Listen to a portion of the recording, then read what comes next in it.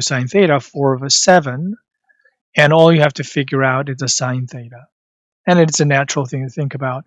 Okay, if I have cosine theta being the point I'm talking about, we're looking at, which gives you this angle theta, 4, y. Now let's find that y coordinate. Of course, you use a circle equation.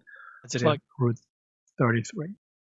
So with that choice of a positive root 33, then sine theta is right there. Sine theta is a y coordinate. Let's consider doing this correctly. Let's see what's behind the slides. All right, I'm going back and plugging things in there. So let me do that. Cosine of 2 theta, we have 2 times cosine theta, 33 divided 49. That's the value.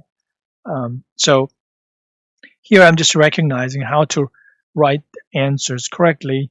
This is what is given, and we recognize that that bulky expression, I think, we get 3/8. And the end of the solution video today. See you next time.